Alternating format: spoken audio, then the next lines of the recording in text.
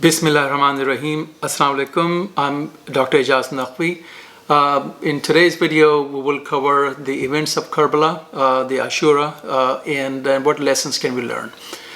And today's video is more geared and targeted towards my family members and my friends, especially my children and my nephews and nieces and grandnieces and the extended family members and their families and children. So even though it's public, but it's more related or targeted towards some of you out there. Today's video will be focused on 3 or 4 different areas. One is the background of Karbala in Ashura, what led to Karbala. We'll talk about what happened in Karbala on Ashura and the who is who. And the lessons we have learned from Karbala, and what is it that we can actually apply in today's life, and how do we keep the memory of Imam Hussain alive, and what's the best way to pay tribute to Imam Hussain. And in the end, we will talk about what's the underlying or the overarching message of Imam Hussain and the tragedy at Karbala. And we will ask that underlying question, why did Imam Hussain sacrifice not only his life, but the life of his children and his wives, as well as put his sister and all the other women and children in jeopardy and left it at the mercy of these butchers who killed Imam Hussain in Karbala. So let's talk about the background of the events that led to the tragedy at Karbala. Remember, this event happened in the year 61 after Hijrah, in the year 680 Common Era. So more than 1300 years ago. And this happened about 50 years, some may say only 50 years after the death of Prophet Muhammad, peace be upon him. So even though some may argue that this background or the things that led to the tragedy go back to as far back as the death of Prophet Muhammad. But let's just talk about the events that happened immediately preceding Karbala or the Ashura. Muawiyah, who was the ruler at the time, when he died, he appointed Yazid, his son, as the next Khalifa.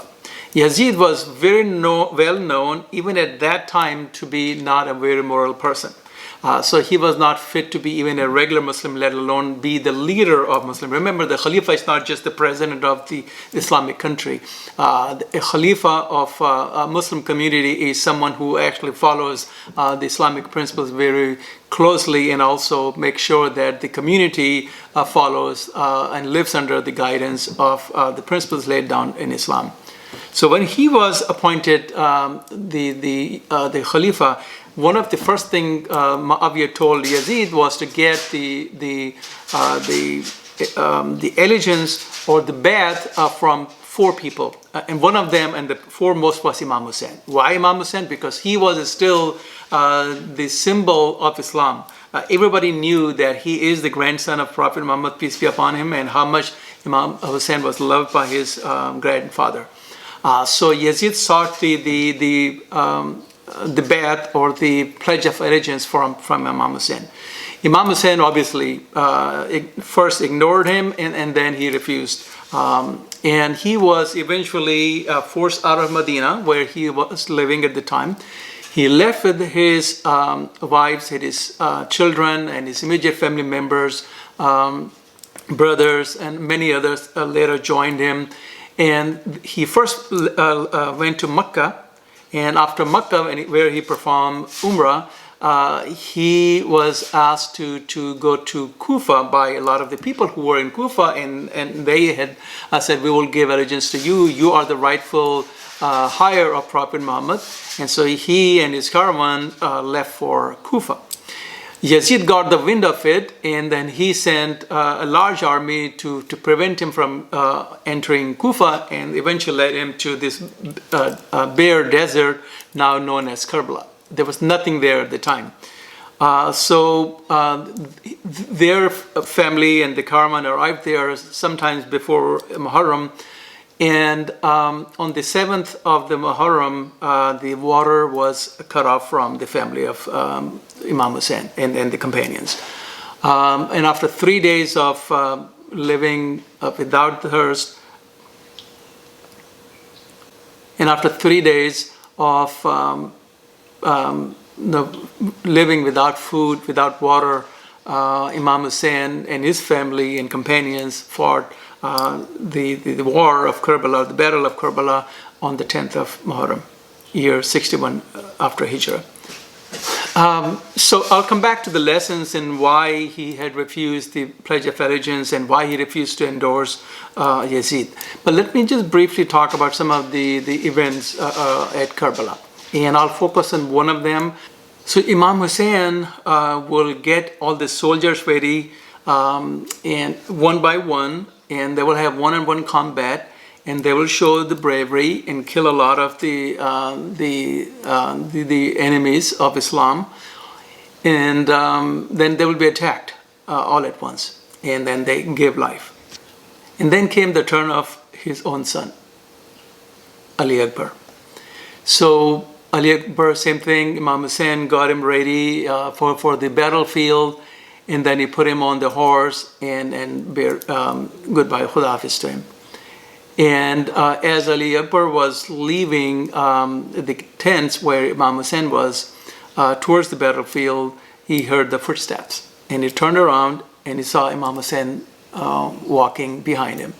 And he said, Baba, you had already said Khuda Hafiz to me. Why are you following me?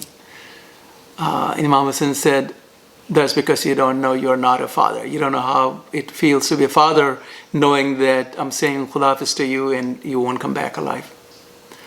But such was the resolve of Imam Hussain to protect the dignity of Islam, the principles of Islam, that he did not budge when it came even to sacrifice his not only his own life, but the life of his beloved ones.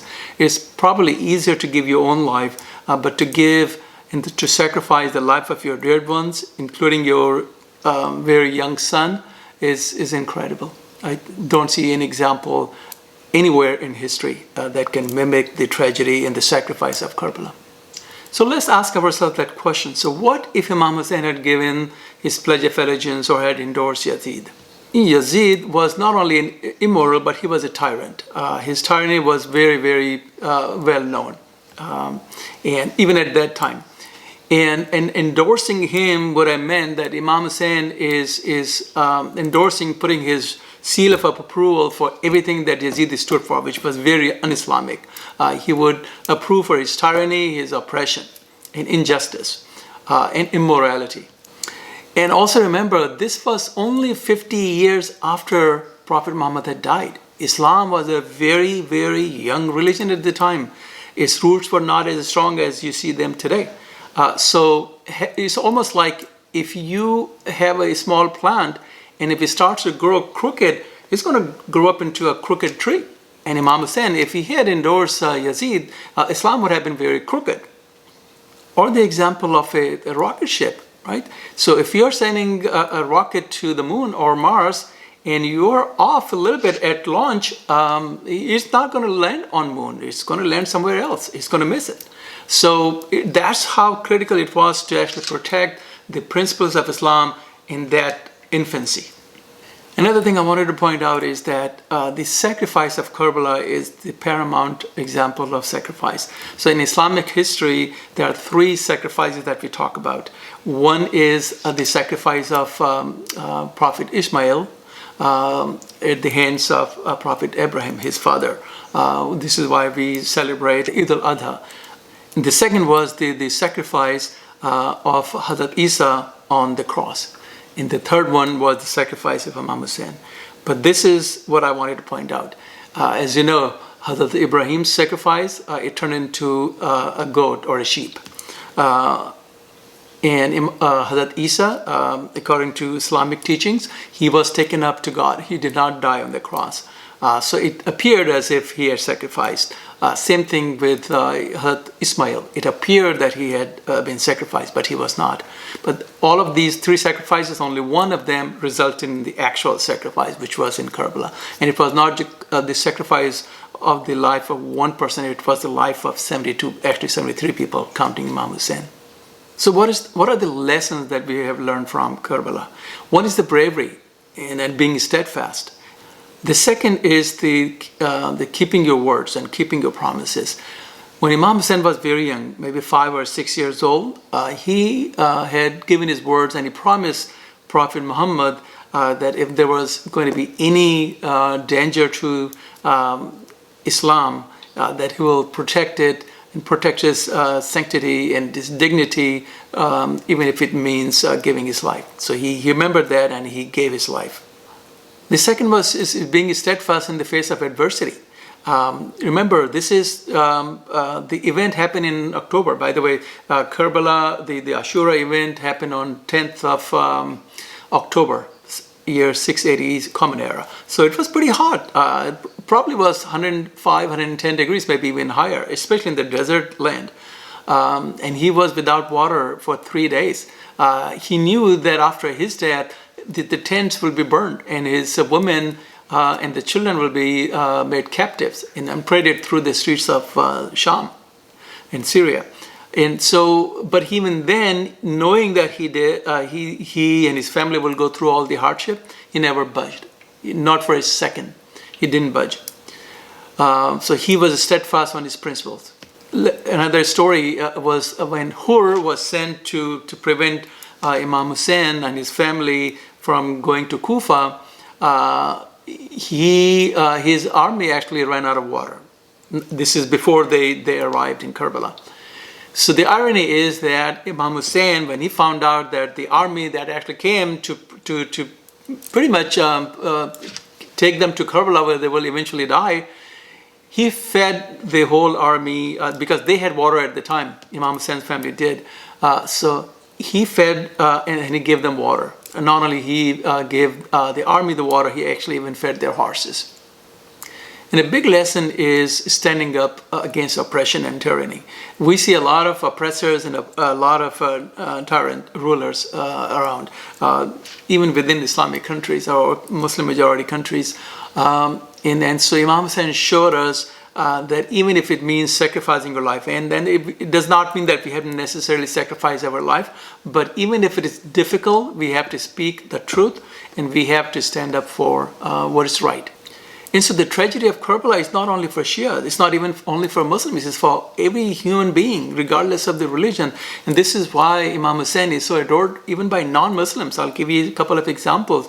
Gandhi had once said that I learned from Hussain how to achieve victory while being oppressed. He also said that if I had the 73 companions like Imam Hussain did, I would have liberated India from United Kingdom in less than a week.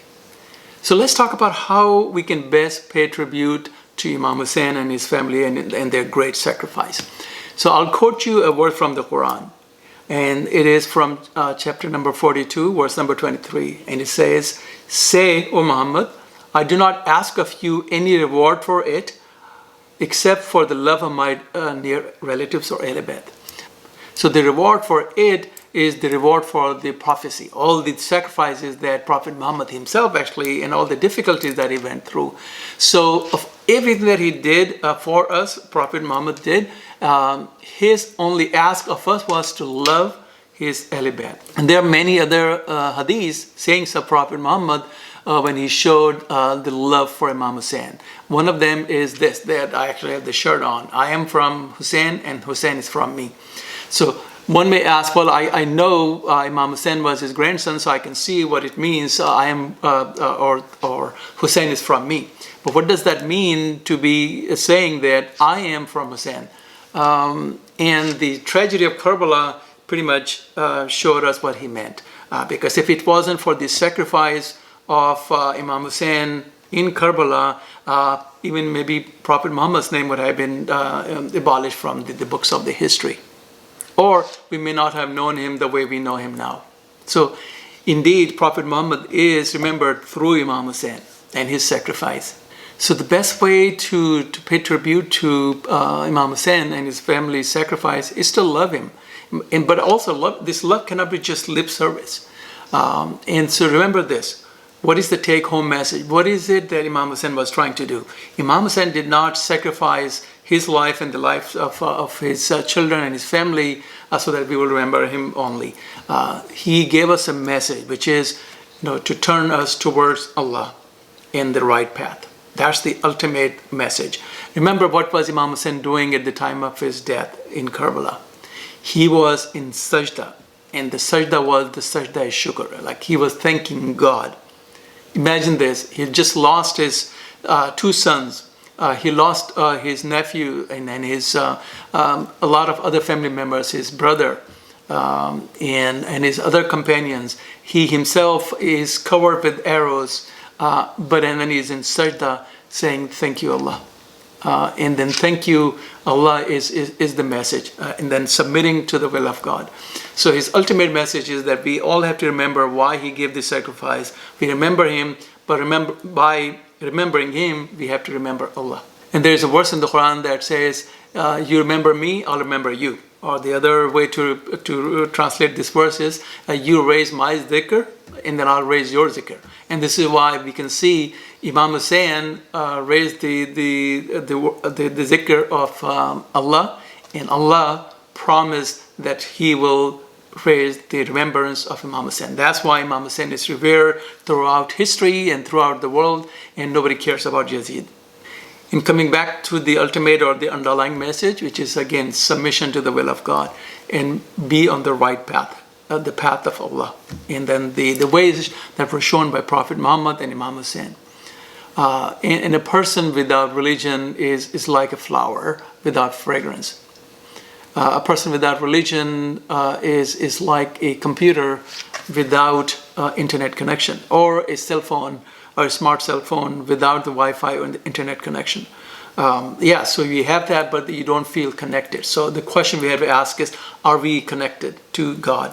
Are we connected? And are we remember to check the coverage and how strong the signal is of our connection. Do we check that connectivity with Allah? Like, do we check to see how many bars do we have? Every day. We charge our cell phones every day to make sure that we have the 4 or 5 bars that we want to have a strong connection. So we need to do the same thing in our daily lives to make sure that we maintain that connectivity and that connection to God. And remember that this connection is wireless and this connection is free. We don't have to pay for it. So just like we charge the cell phones every day, or every other day, depending on how long your battery life is. We have to do the same thing when it comes to remembering Allah and why we are here in our lives or on the planet Earth. And how often do we charge our battery? How often do we charge our connectivity? We need to do this every day, because if we don't do this, we'll lose that connection. In the end, I offer this prayer for Allah to protect us and our families and our friends, and also to be our guide and show us the right path, and also give us the wisdom to stay on this right path, the path that was shown by Prophet Muhammad and his grandson Imam Hussain. Assalamu alaikum wa rahmatullahi wa barakatuh.